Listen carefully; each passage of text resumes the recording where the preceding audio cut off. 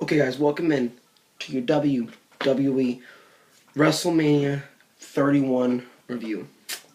Now, I know I said I would do it after WrestleMania immediately following. I was just too fucking tired, man. I was fucking winded. I was fucking tired from watching WrestleMania 31, which I'll review in a second. Yesterday was a lazy day for me, so I'm going to get at it to you today. It is Tuesday, March 31st. WrestleMania 31 was one hell of a show. Okay, I do not normally give credit to the WWE and the shows that they put together, but this was one hell of a show. Alright? This was one hell of a show. Now, it was worth the wait. March 29th, 2015. So, the show started off hot. The show started off with a ladder match for the Intercontinental Championship. Now, I was looking for two things in this match. I was looking for high spots, and I was looking for just an overall fun, entertaining way to start off WrestleMania 31 with the hot sun looming down on the competitors. So, the Intercontinental Championship match accomplished both things. Had some sick spots. Luke Harper with a suicide plancha through the middle ropes. Suicide dive onto all the participants. Dean Ambrose with an elbow drop from the top of the ladder on the outside to all the competitors. And then you had the sick power bomb from Luke Harper to Dean Ambrose through the ladder set up on the outside. The way Dean Ambrose was just body buckled, the way his body folded up with his neck, it was fucking sick. High spots I was looking for. In the ring, you have the back and forth between Dolph Ziggler and Daniel Bryan on the top of the ladder. Back and forth, headbutts, unprotected, headbutt after headbutt after headbutt. It turned out that Daniel Bryan still had more left in the tank. Knocked Dolph Ziggler off the top rope. He fell to the ground. Daniel Bryan captured the WWE Intercontinental Championship. My pick to win.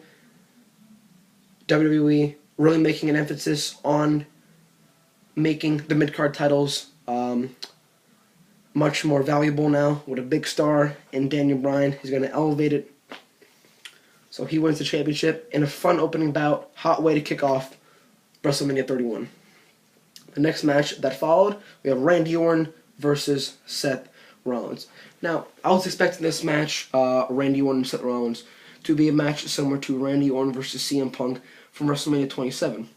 Now, that match was good. This match was good. Not a great match, a good match. Not as good as I thought the 27 match with Punk and Orton, but a good match nonetheless. It was a gem, right? It was a little gem, I like to call it, between Rollins and Orton. It was a crisp match. I love to see that. Counters, both men using their technical prowess. You had the nice interaction between J&J Security, the double DDT, and you had one of the most beautiful RKOs that I think I've seen Randy Orton deliver. Rollins, was going for a curb stomp towards the end. Randy Orton elevated him in the air, and when he came back down, Orton caught him with an RKO, planting him to the mat for a 1-2-3. You had false finishes, Randy Orton kicking out the curb stomp, and you had Seth Rollins kicking out of a RKO early in the match. Crisp, clean match. Not a great one. I felt it could have been better. I felt if they would have been given a little more time, think about a 15-minute match, a little more time, maybe 20 minutes, would have been better. However, it was a good match for what it was worth. 2 matches start off WrestleMania. Very good way to book it.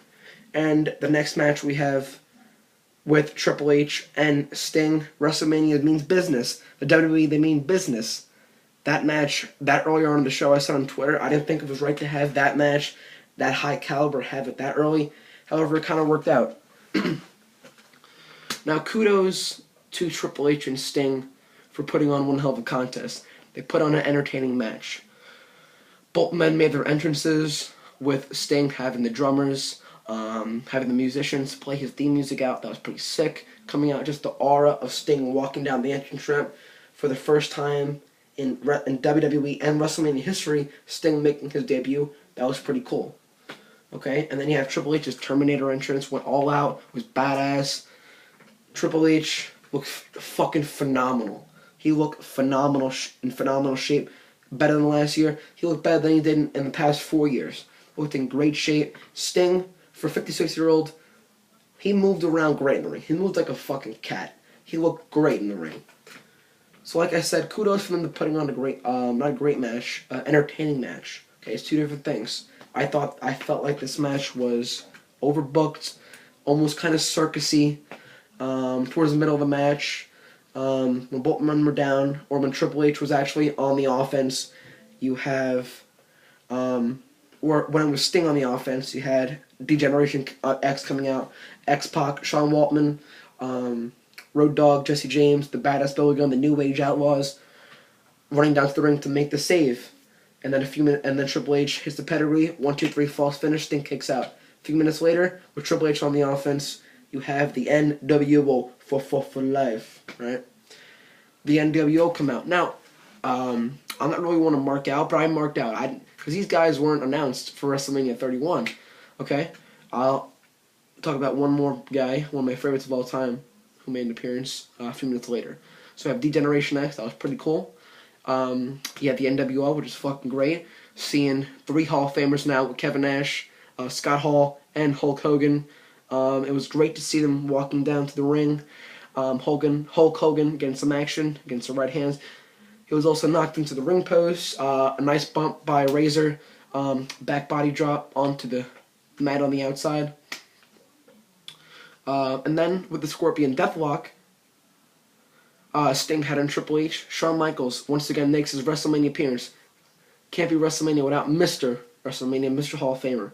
The Heartbreak Kid, Shawn Michaels, with a super kick. Sweet chin music to Sting, knocking him out. Okay. Lately, Shawn Michaels had been playing the heel character, had been playing it nicely. Just being associated with Triple H makes him a heel. So, all in all, in your contests, came down to the baseball bat and the sledgehammer. In the corner, Sting going for his splash in the corner. Triple H catches him with a sledgehammer right to the chin. 1, 2, 3. Triple H is your victor. Now, on my predictions video for WrestleMania 31 a few days ago, I said it was an obvious choice, and I think that Sting should win this match with Triple H. For 2 reasons. First reason being that I felt like when Sting signed his contract to be first ever match in the WWE at WrestleMania, the grandest stage of them all, the showcase of the Immortals, that he wouldn't sign on to lose. However, he did lose, and I felt that he should have won, that if he was going to have that double retirement match with Taker at 32, I felt like he should be booked to be strong. I felt like he should be booked to be a winner going into that match. However, Triple H and Sting did shake hands at the end of the match. Both men did not lose any credibility, so Sting did come out looking strong, so I guess it makes sense in the end. I'm really hoping, though, we still do have that match at 32. Okay, I'll talk about The Undertaker later in this review. So overall, a highly entertaining match for what it was worth. Sting, Triple H, put on a show. Then you have the concert with Skyward Gray. I don't know the name of the song. Kid Ink, I think his name is. It wasn't really that good, to be honest. I'm going to gloss over it. Then you had the Divas Tag Team match. We had the Bella Twins facing off against AJ Lee and Paige for most of the match. First half of the match, we had AJ Lee lying on the floor on the outside, incapacitated. Now, I felt like that Paige and Nikki Bella put on one hell of a Divas match. One of the better Divas matches we've seen in a while. Might have rivaled the match between Natalya and Charlotte last year on NXT. It was this past Monday night on Raw for the Divas Championship. That was a great match. This Divas Tag Team match I thought was pretty good. It was entertaining, back and forth. Got a little sloppy towards the end. AJ Lee making her comeback with the hot tag given from Paige. Now, I predicted the Bella Twins would get the win here at WrestleMania, and the Bella Twins would get their payoff sometime down the road, maybe Extreme Rules, maybe Payback. Well, I don't know if the feud would go on that long, but maybe at least Extreme Rules. But AJ Lee forcing Nikki Bella to tap out via the Black Widow sealed their fate, and AJ Lee and Paige get the win in a decent Divas Tag Team match. The next match we have on WrestleMania 31 would be the Cold War USA versus Russia. Now, the problem with this is that the WWE fans, the WWE universe, is not buying it. Okay? When you have the ultimate face, the American hero, and John Cena is being booed out of the fucking building, and you have Rusev, the ultimate heel, who is a heat magnet, being cheered, that is not a good thing. Okay, let me tell you that. That is not a good thing. So from that standpoint, this build-up and this match has failed. In the ring, these two bulls going back and forth, to be quite frank, they did not put on a good match, in my opinion. I wasn't really expecting much anyway. Just two big guys going back and forth, hard shots. You had some, I guess, high drama with the Accolade and high drama with the STF being put on. But in the end, it wasn't really too good of a match. I mean, to be honest, I'm getting tired of this Cold War USA versus Russia feud anyway. I got tired of it when he was with a match against Big E earlier in 2014. Then he went to Jack Swagger. Those matches were not really that good. Big Show, Mark Henry, Sheamus was in the mix, and now you have John Cena. Ultimately, like I said earlier with the big stars, WWE wants to elevate the mid-card titles, and I'll talk about that on my Monday Night Raw review, in which they did, with Daniel Bryan, one of the biggest stars in the company, who won the WWE World Heavyweight Championship in a miracle match last year, is now the Intercontinental Championship. The Intercontinental Champion. The championship is a good hand with Daniel Bryan. Fucking hard worker, hard-ass worker. You can't get anybody better than Daniel Bryan. Great promo backstage, all the legends, really putting him over. And John Cena, yeah, I'll give him, I respect the guy. He works hard. He gets in there, gets the job done for the past decade.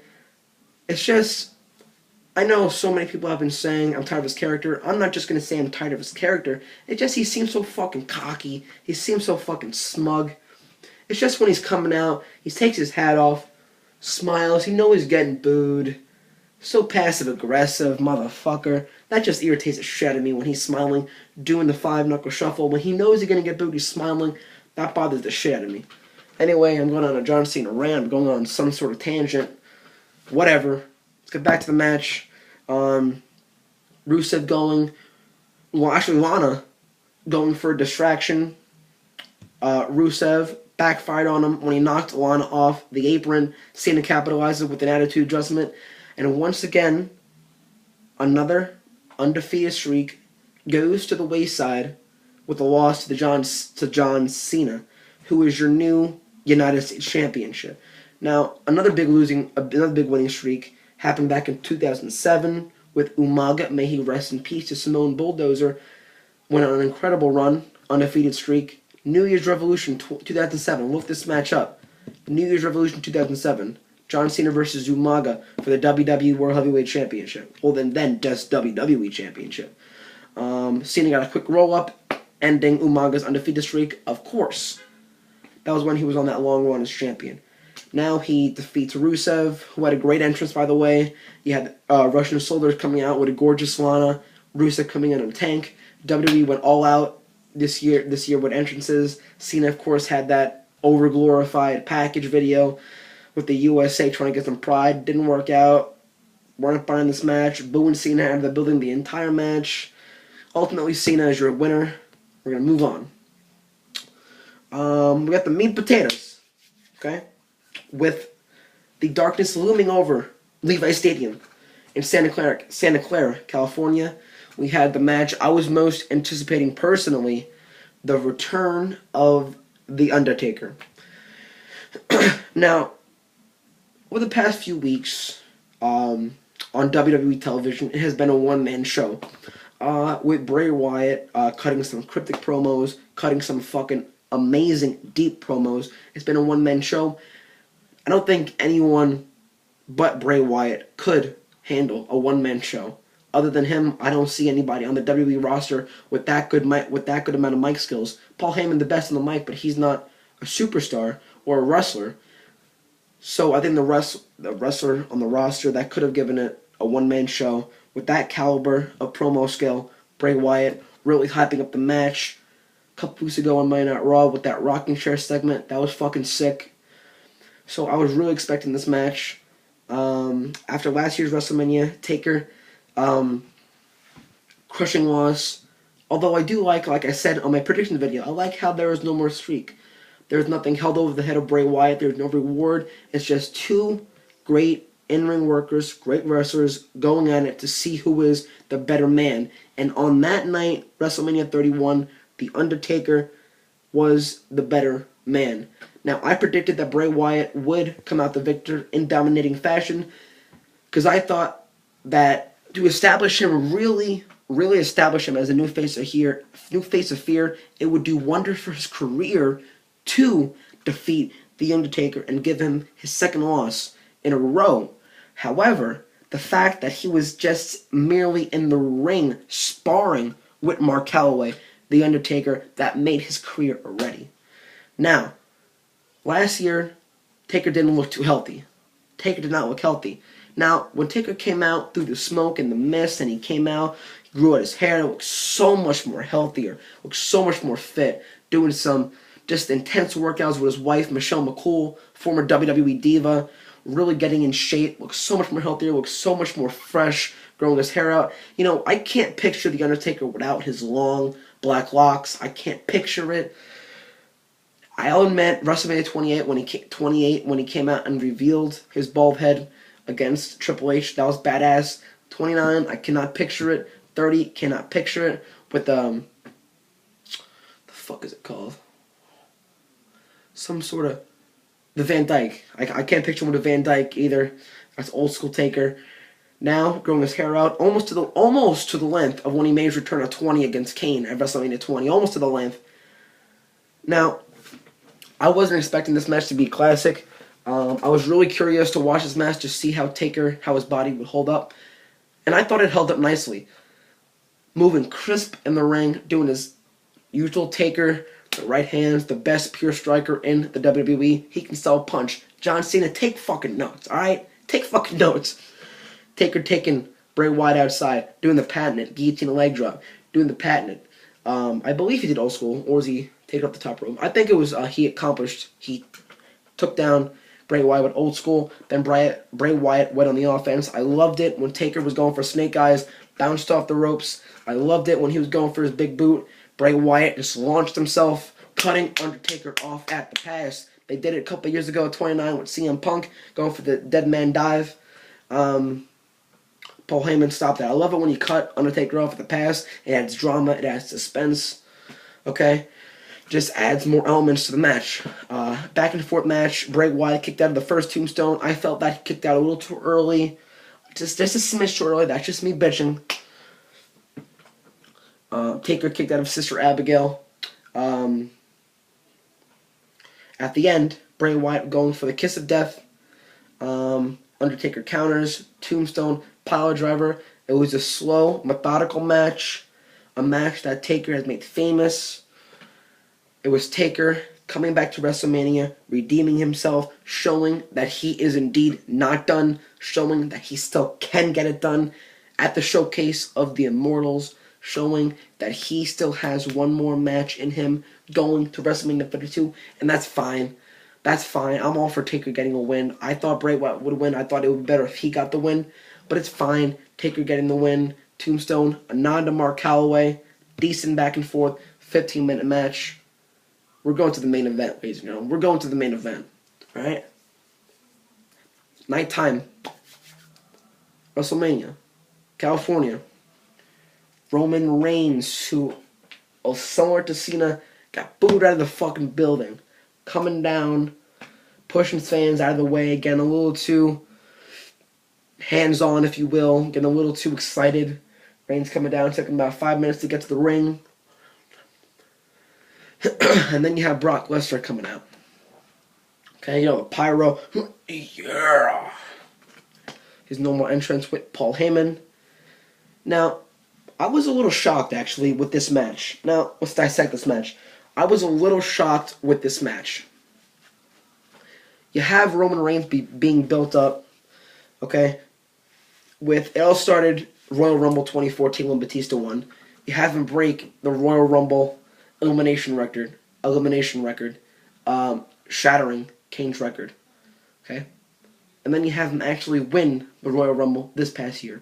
And you had him have one of the best individual performances at Survivor Series when he had those string of eliminations back in 2014 or 2013, I believe, when the Shield was hot. Now, you have him beat Daniel Bryan to really prove and cement himself as the main event at WrestleMania 31. Fans weren't buying it. I'm not buying it. You can't get me to believe that he's going to beat Brock Lesnar at the Showcase of the Immortals. However, I predicted he would win because I thought that would be the way to go. I thought that was the logical way to go, considering they built him up. But I was shocked when they had him get the Brock Lesnar, him just being fed to Lesnar. Suplex City, Jerry Lawler dubbed it. Suplex after suplex after suplex after suplex after suplex. Came out of the box. Roman Reigns, stiff right hands, actually cutting up Lesnar the hard way. Okay, Lesnar just stiff knees right to the ribs. Those look fucking nasty. Whether it was, I don't want to say fake, whether it was not, we'll say not real. Whether it was not real or not, those look fucking stiff. The knee that Roman Reigns gave Lesnar on the outside, that was fucking stiff. That was fucking sick shot. I like that. I like high impact matches. I prefer technical matches over those matches, but this one was physical and I fucking loved it. I did not like the fact that Roman Reigns came out looking weak. I felt that he came out looking weak. I know you have the booking, the dominant force in Brock Lesnar dominating basically the majority of the match, and at the end, Roman Reigns pushing Brock Lesnar into the steel post. Now, I was reading today an article that titled, was Brock Lesnar allowed to blade at WrestleMania 31? You can see the, whether it's GIF or GIF, whatever the fuck you want to pronounce it. You see Mike Chioda handing Roman Reigns a blade, which he would and then pass it off to Brock Lesnar. Now, when he was shoved into the ring post, whether it was the hard way or whether he was allowed a blade, all I know is I got blood and I fucking loved it. That was a lot of blood. Roman Reigns, he got 3 Superman punches. Great storytelling at the end. The underdog coming back with the spear. Now, I thought that was it. To be honest with you. I thought Roman Reigns, my prediction, would come true and he would win. Lesnar kicks out, okay? And when you have both men on the ground, you hear dun dun dun dun, whatever his theme song is, you have Seth Rollins coming out to cash in his Money in the Bank briefcase. Now, I didn't predict it, so I'm not going to say, oh, I knew it was going to happen like a dick. But Vince likes to end WrestleManias on a high note. Vince likes to end WrestleMania in a big way, in a shocking way. So you had to believe that in some form or fashion, it wasn't going to end on Roman Reigns being booed out of the building. Okay? So we have the Money in the Bank cash-in with Seth Rollins, curb stomping Brock Lesnar once, going for it a second time. F5, Brock Lesnar catches Seth Rollins. Roman Reigns with a spear on Brock Lesnar, rolls out of the ring. And I love the fact that Brock Lesnar was not pinned, sets up a rematch between Rollins and Lesnar. Curb stomp to Roman Reigns. 1, 2, 3. Your new WWE World Heavyweight Champion is Seth Rollins. And there is no one more deserving other than Daniel Bryan, I believe, and Brock Lesnar, who's a beast, should be WWE Champion. He fucking deserves it. The way he has kicked, just the way he has just been kicking ass. He has worked his ass off ever since he debuted with the Shield in 2012. He has worked his ass off. The high spots that he takes, the workout regimen, the workout schedule, the work schedule. He deserves it. Kid, I'm so proud. I'm happy for you. Seth Rollins looked like he was just soaking it all in. smiling, holding the championship above his head, right in front of the play button at the WrestleMania stage. A fucking great photo to end WrestleMania 31. You had the fireworks. Overall, guys, I thought it was a great WrestleMania. I didn't feel cheated at the end. I felt satisfied. I enjoyed WrestleMania 31, and I can't wait. I know you guys, I don't know why you're watching the video, because I'm sure you're wrestling fans. Like me, I know you can't wait for WrestleMania 32 in Dallas, Texas. Okay? Guys, I appreciate you guys watching me. I appreciate you listening to my voice. And I appreciate you clicking on this video to see Andrew Yimba's AZ's WrestleMania 31 review 2015. Guys, we're looking to the future. There's going to be plenty more of these. If you guys like this video, there's going to be plenty more. I have a Raw review video for you guys. I have Hot Tag edition number 6, I believe. And if you guys are just subscribing, Hot Tag is my weekly news show where I'm just going to give you, break down all the hot news and rumors of the past week. You guys are going to love it. Alright, we have more videos to come. If you like the video, better like that fucking video. Alright? And if you didn't like the video, well, you don't have to do anything. And I'm sorry about that. And I hope I can be better. Okay? Guys, thanks for listening. And follow me on Twitter. The link is down below. And I'll catch you guys later. Peace. Macho Man's in the Hall of Fame.